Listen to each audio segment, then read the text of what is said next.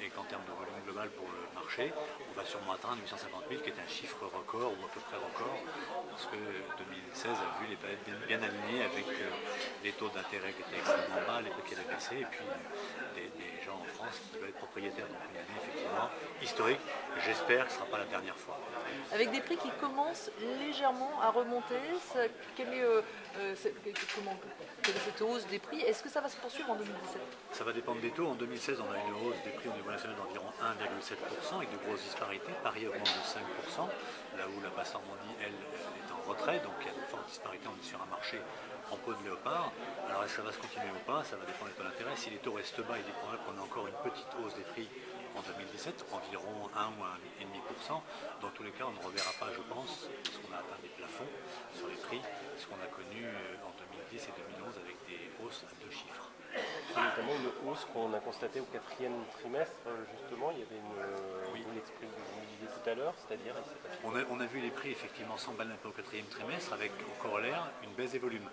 Que dès que les prix augmentent trop en France, on voit les volumes de vente corriger à la baisse parce qu'on n'est plus dans le pouvoir d'achat des clients acquéreurs. En fait, il y a une vraie relation entre ce que les gens peuvent acheter et le prix de vente des clients. Et en 2016, l'élément important, c'est que les acheteurs et les vendeurs sont restés raisonnables. Les acheteurs ont eu plus de pouvoir d'achat, mais les vendeurs, eux, sont restés raisonnables et n'ont pas anticipé de trop fortes hausses des prix. On a senti au 4e trimestre, certains sont un peu emballés, certains vendeurs, et qu'ils ont surestimé leur logement avec des acheteurs en face qui ont dit non, on n'achète pas, et donc la conséquence, c'est que les volumes de vente sont légèrement en baisse. Comment vous voyez l'année 2017 de manière générale? Plutôt bien, meilleur qu'en 2009, parce qu'encore une fois, avec des taux bas, on permet deux phénomènes. Le premier, on a un pouvoir d'achat important pour les clients acquéreurs, et le deuxième, c'est qu'on augmente le nombre d'acquéreurs solvables.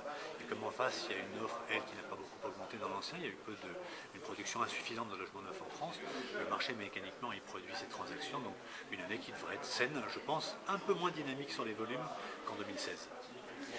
Vous disiez, comment on a une ville léopard, un pays un peu en peau de léopard, hein, c'est ça. Donc c'est quoi en fait les secteurs là où ça augmente le plus, là où ça baisse, là où ça vaut le coup enfin, quelle répartition vous feriez de la France? Il y a 3 grands types de marchés. Il y a Paris intramuros et Paris n'est pas la France qui connaît une des plus fortes hausses du marché, 5% de hausse de prix, vous avez un déficit fort de logement et en face un nombre d'acheteurs important, il y a un effet aimant à Paris, on veut habiter à Paris, c'est comme ça et pas autrement. Et puis ensuite, vous avez le marché des zones dites tendues, des hypercentres, des grandes villes de France, comme Bordeaux, comme Lille, comme Lyon, qui sont des marchés assez équilibrés, légèrement haussiers, on va dire environ 2%. Et puis ensuite, il y a le marché rural, où l'économie, malheureusement, n'est pas en bonne santé, où il n'y a plus d'emplois, il y a beaucoup de chômage. Et là, vous avez plus de logements à vendre que de acquéreurs. Et ça a fait baisser les prix fortement depuis 2012. Et en face, les acheteurs n'ont pas forcément les moyens d'acheter d'abord et envie d'acheter. Et quand, entre autres, les logements sont loin des zones d'emploi, le coût des carburants et puis l'éloignement et l'isolement fait qu'on est sur un marché où les prix ont baissé, il y a moins de volume parce que c'est moins attrayant que ça n'était à une époque.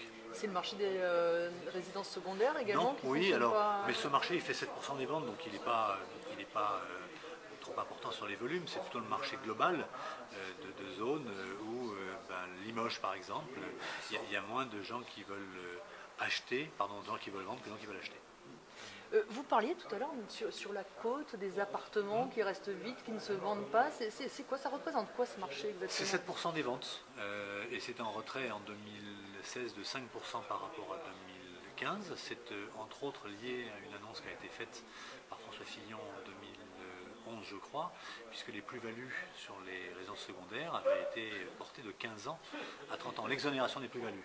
Et ça a grippé le marché. Et puis, dans un pays où l'économie n'est pas forcément en bonne santé, l'achat d'un logement secondaire n'est pas une priorité. Donc vous avez d'un côté des vendeurs qui sont plus taxés quand ils vendent, et de l'autre des acheteurs qui sont peut-être moins appétents pour le secondaire. Donc sur la manière dont vous répartissez les 3 marchés, d'accord, et comment vous traitez les villes qui sont à 30 km d'ici, par exemple des villes comme Triel, Mantes-la-Jolie, etc., qui sont quand même pas dans les 3 catégories et ils ont une logique de marché.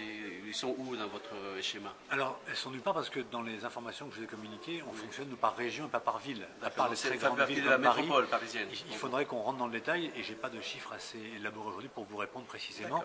Néanmoins, je pense que Mantes-la-Jolie est plus proche d'un marché dit tendu que d'un marché détendu comme celui de la Creuse ou de Limoges. Donc c'est plus dans cette famille-là, avec sûrement un peu moins de tension que les départements de la première couronne. D'accord.